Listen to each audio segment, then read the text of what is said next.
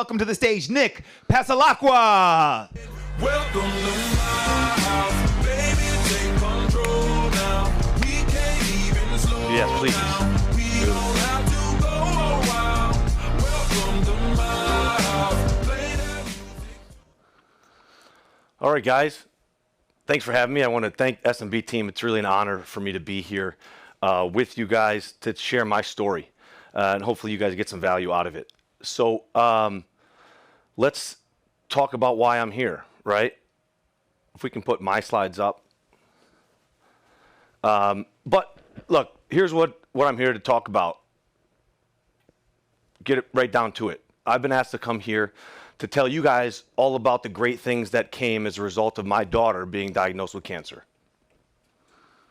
And yes, that's as awkward for me to say as it was for you to hear.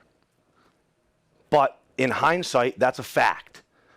I was forced to implement things and unlearn thought processes that ultimately benefited my firm in a very big way, right? So I think we're trying to just figure out some of these slides. But what I want to first get into with you guys is just that, right? Fact or truth. We as a profession struggle with that. Why? Because we're skeptics by nature. We're attorneys. And we legalese everything, right? Well, here's my interpretation of how Miss Smith fell and broke her leg. No, I'm talking about fact. The fact is Miss Smith fell and broke her leg, right? We need, as law firm owners, to become more objective observers of fact, especially as they present themselves in our businesses, right? So that we can acknowledge those facts and respond to them. Notice I didn't say react, right? Give me a 1 in the chat if you think it's a good thing to be reactionary in business. No, right? We shouldn't see any 1s in the chat, right? So what we need to do is be objective observers of the facts that are presenting themselves in our business, right? Because if we don't, we're going to be reactionary. There's a reason it's called a knee-jerk reaction, right? It's an involuntary movement. Nothing about our business should be involuntary, okay? So, no. They've got it right here. I mean, it's not up. The PowerPoint? Sure. So, where did I start my career, right? I started at what would be considered a larger firm from my area. I was attorney, I think, number 7 with 5 partners, right? One of those. 2.5 years later, it wasn't a good fit. Ultimately, I start my solo practice May 1st, 2013, okay? Over the next couple of years, I was able to scale the revenue to about just over $150,000 at the end of 2016, right? January 2017 comes, and I say, let's see if we can't throw some gas on this thing, hire some people, see what happens, right? So we rebrand to Passalacqua Associates. We're going to do criminal, personal injury, and we now do Social Security disability. February of 2017, I hire my first paralegal. July of 2017, I hire my first associate. With what little marketing we were doing at the time, it was building our personal injury book organically. So in September of that year, I make an offer to another attorney. Start in January of 2018. We hire our second paralegal in October. Shortly thereafter, our first one retires. So now we're 2 attorneys, 1 paralegal, the 3rd attorney starting in January. And so what happens was we start talking about and interviewing for additional support staff, okay? What happens in the middle of all this, my youngest child, Leah Grace Passalacqua, was born September 26, 2017, okay? Jump forward to November. Leah's about 7 weeks old. She starts being a little more fussy.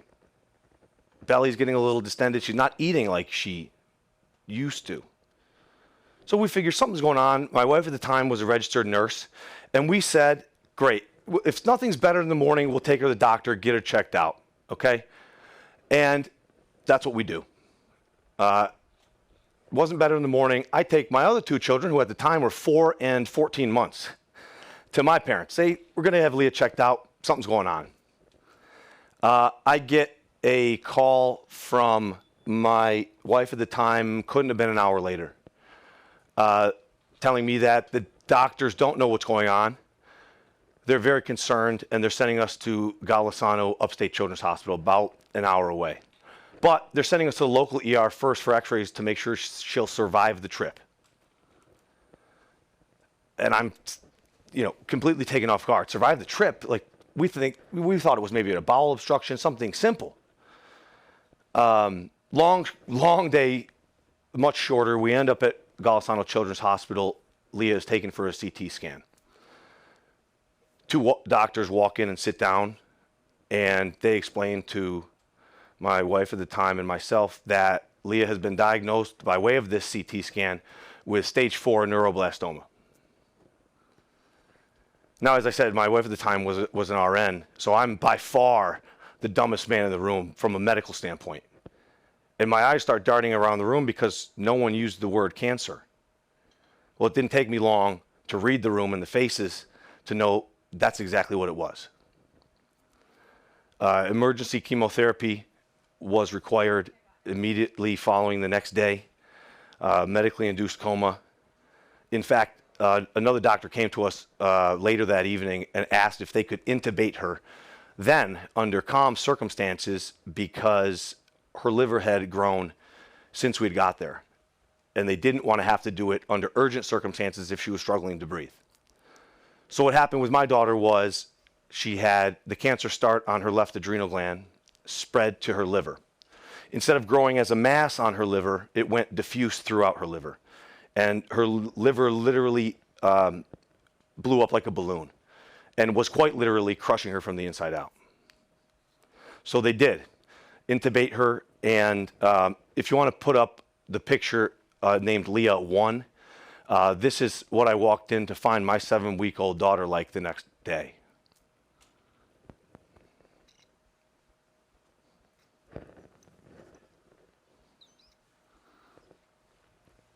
If they can throw that up. Oh, okay. So chemotherapy starts immediately the next day, and it worked great, right? If you want to throw up Leah 2 now, you can see the photo on the left is within a day or so of that first photograph. And the photograph, I think that'll be on your right. Yeah, that's her only 14 or 15 days later. And by way of reference, that's the same size diaper she's wearing in both pictures. Great, right? Well, sort of. It worked so well, it actually threw Leah into something called tumor lysis syndrome, which is a fancy way of saying she went into severe kidney failure. Her little kidneys couldn't process out all of the chemicals that she was getting and all of the tumor particles that were being broken down, and that almost killed her. So throughout this first part of the process, Leah and her mom lived in the hospital 40 to 45 days. I was running back and forth, an hour home. I'd work 2, maybe 3 hours. I would change. I'd run an hour out to the hospital so Leah's mom could shower, sleep, go get some food, and I would stay with Leah till 2, 3 in the morning sometimes.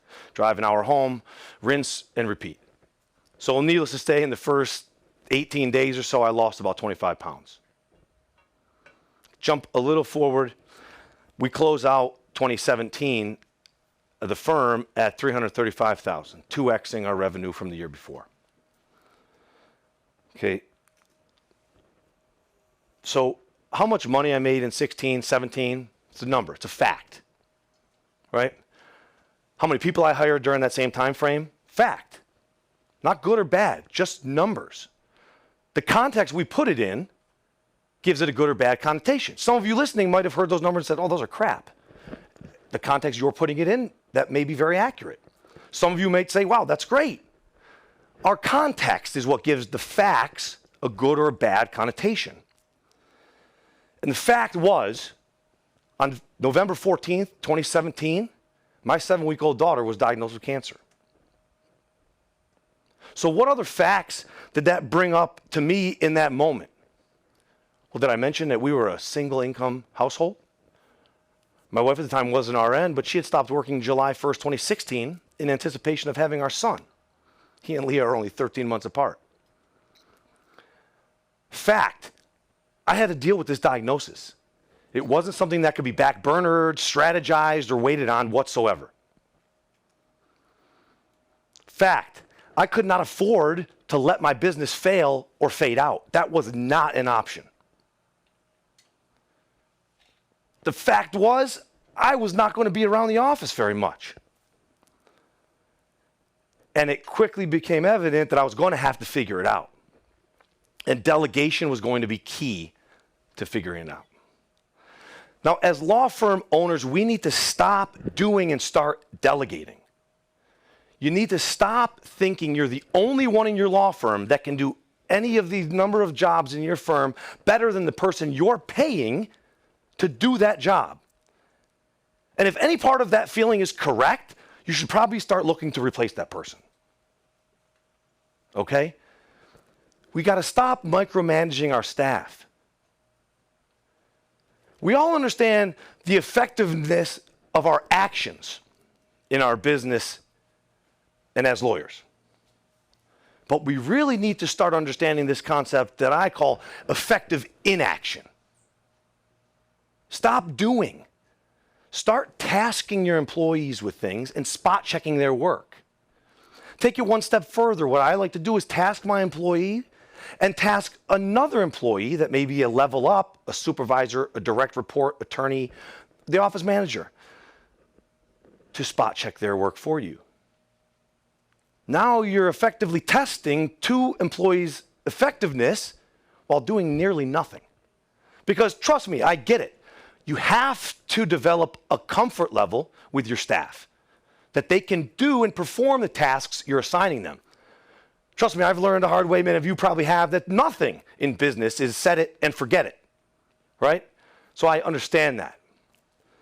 But the fact of the matter is, as you're hovering and micromanaging, you are the crutch to your employees. Quick example of that in my practice, I was moving into my new house, got a call from my bookkeeper that our then office manager stole tens and tens of thousands of dollars from me. And 3 days later, she was supposed to be on a flight down to Florida for an S&B event. I had a full schedule. 3 days later, I was on the plane coming to Florida for the event. My staff had a better revenue week that week than we had had for weeks and weeks leading up to it.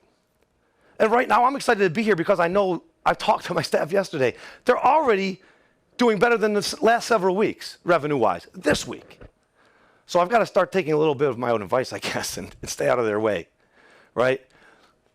But what other ways do we need to start unlearning if we're going to lead our team to success, if we're going to scale our firms, right? Give me a 1 in the chat if you have heard of this doctrine of sacrifice, right? I call it the one-upper syndrome. Anybody know what I'm talking about? It's this whole concept of suffering as a bragging point. Right? I can't stand it. And we all know somebody like this, especially in our profession, right? We're at a CLE or a networking event or something, and you're speaking with colleagues and commiserating about the week, and it's like a Wednesday night, and there's always that one person you turn to, say, oh, how about you? And they say something like, oh, God, I must have worked 160 hours this week already. You're like, okay, sure, right? And it's one of those old adages, right? Like you describe somebody, if you're like, you don't know which one of your friends I'm talking about, it's probably you, right? Somebody on this screen who's thinking that, sorry, it's you, right? So let me let you know a little secret. Ready? Lean in. Nobody cares that you work more hours. No one is impressed or think you're cool because you're working harder and not smarter. It's a fact. Sorry. Let me put it this way. Ready? I want you to give me an A or a B in the chat. You can be attorney A or attorney B. Attorney A makes $3 million a year net in their bank account after taxes and expenses every year, and they work 100 hours a week. Not bad. Or you can be attorney B, who makes that same $3 million net in their bank account after taxes and expenses, and they work 10 hours a week. Which would you rather be?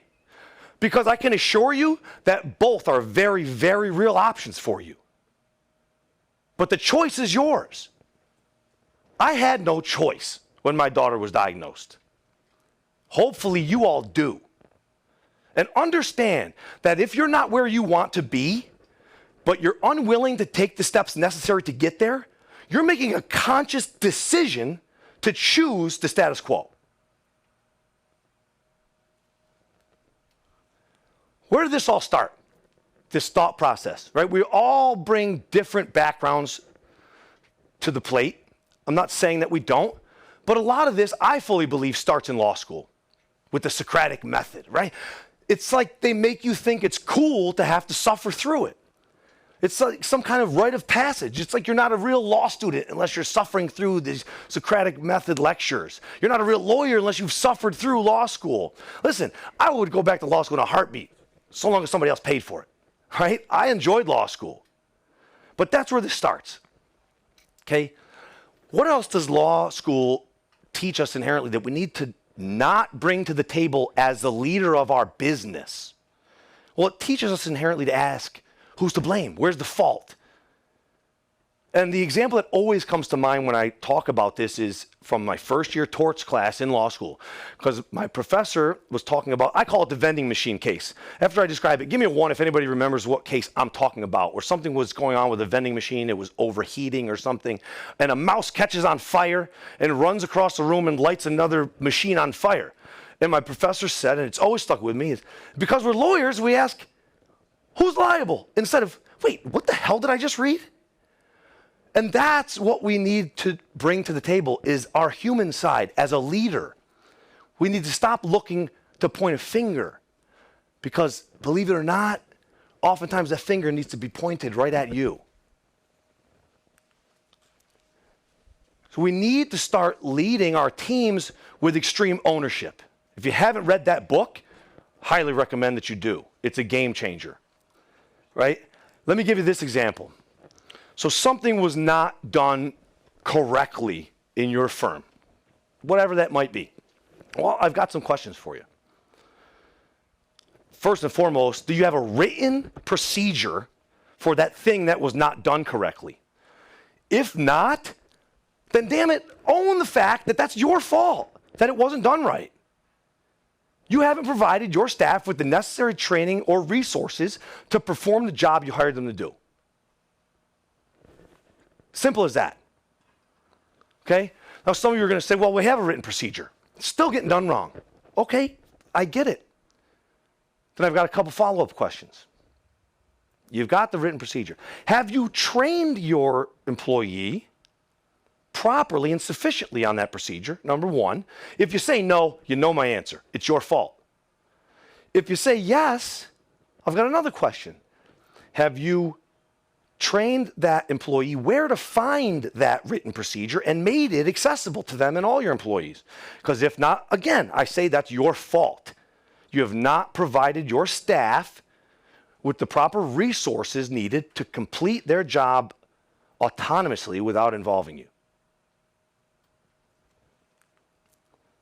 So back to where we were, my family business, after we're released from the hospital, right around Christmas of 2018, new attorney starts in January doing civil and personal injuries for us. We add a couple of staff members. Come April, Leah's not acting quite right.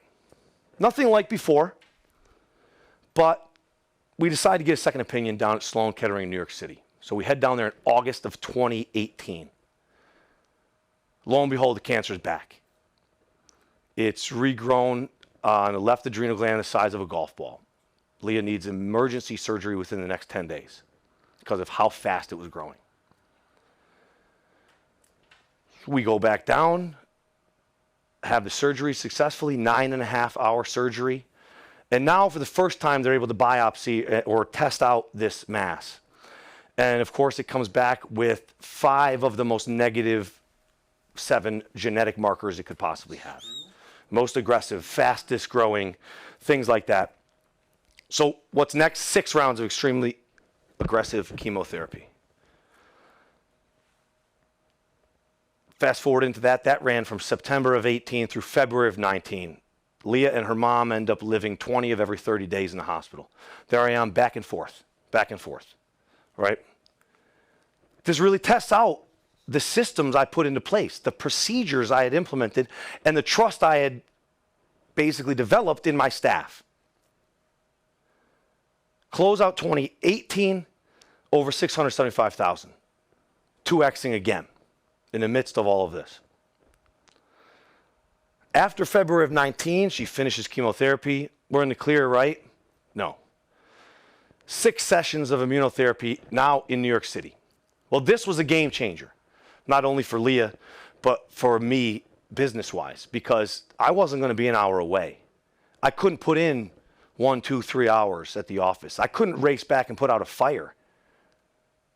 This really tested the systems, policies, and procedures I had implemented. I was going to be 4.5 hours away for 8 days a month for 8 straight months. And the fact was, any one of these immunotherapy sessions could have killed my daughter, so there was no way in hell I was not going to be there. So fast forward through 2019, firm grew a bit more. We're up to 6, maybe 7 employees. We have a revenue growth, nothing like 2xing, but we're growing. But at this point, I'm starting to experience overwhelm, maybe for the first real time in my life. Right? So I want to take a quick aside and let you know how I developed working through that feeling of that anxiety. Right? So I've always been into fitness. I played high-level travel international soccer growing up. I played Division I football. So I always had ice baths and things like that, and started right around this time using more cold showers. And I started recognizing a feeling I was getting when I started these cold showers. Couldn't place it, right? It was the feeling of overwhelm, completely out of context and a completely different source, obviously, not as overwhelmed by so much to do, so little time. But I realized my body, I was getting the same exact sensation. My body was feeling overwhelmed by the sensation of cold. So I really leaned into it and broke it down and said, I'm not cold. My body temperature hasn't changed in 30 seconds, a minute, 2 minutes, 3 minutes. And so I just developed a way to acknowledge that fact of that feeling I was experiencing and breathing through it. Right? And that's how I developed an internal mechanism for overcoming overwhelm. Not saying it will work for everybody, not saying it'll work for anybody, just what worked for me. So long story short, we go through 2020, pandemic year, a year that at least up by me in central New York, where 100-plus-year-old law firms were going out of business. We had a 49% growth over 2019. Later that year, in December of 2020, we were named the 36th fastest growing law firm in the nation by Law Firm 500, based on revenue growth from 16 to 19. The next year, we slid a bit. We were named 39th. Okay. Currently, we sit at 12.5 employees, and we're on a run rate to do potentially as much as $4 million in gross revenue this year. And listen, I don't say these things to impress you. I say them to impress upon you that if I can do it with all of that going on, what's your excuse?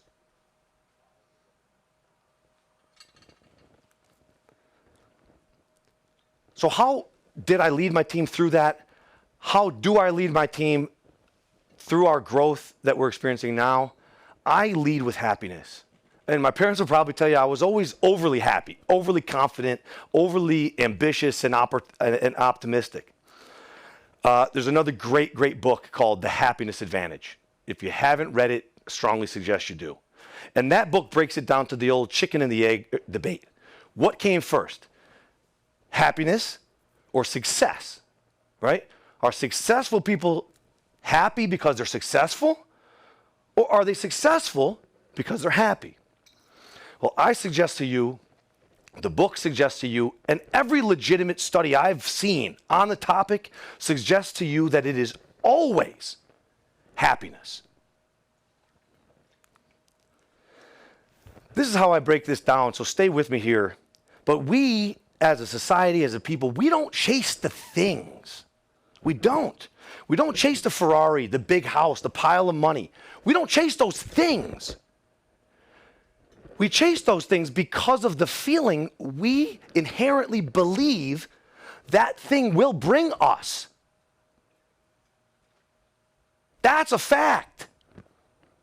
Let me put it this way. If you inherently believed owning a Ferrari or whatever car of your dreams would bring you so much stress and heartache, and oh my God, I got to pay for more insurance, I got to cover it, I got to park a mile away from everybody, I got to watch out for speed bumps, I got to watch out for potholes, this is going to be crazy. If that's how you felt about the idea of owning some fancy car, would you really have any interest obtaining it? Of course not. You chase the feeling. And the fact is, you can find that feeling without the thing and lean into it. Some of us do it for the chase. I'm one of those. I love the hunt. I set a target, and I love the grind of getting there. See, I don't set goals. Semantics, right? I don't need to tell a room full of lawyers why semantics are important. And I suggest to you that the semantics you use each and every day in the dialogue that goes on in here, so much more important than the most influential pleading you've ever drafted in your career. I don't set goals. To me, semantically, a goal is an end game.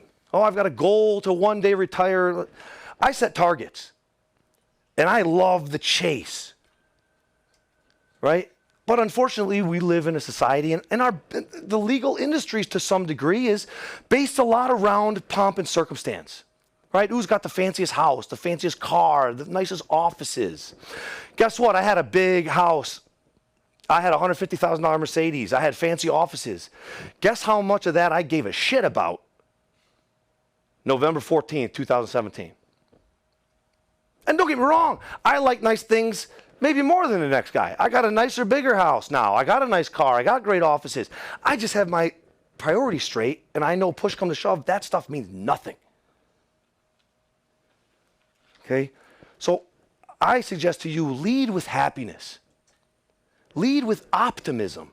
You have to be buying what you're trying to sell your staff, or they will never buy in. But watch how fast that happens when you start leading with extreme ownership. I actually visibly saw a change in how my staff reacted to me when I started exhibiting extreme ownership. I 2x'd my firm twice, and we're set to do it again this year. The second time, I was out of the office probably about for 4 months collectively. And again, I'm not trying to impress you. I don't need a pat on the back. I didn't have a choice. You do.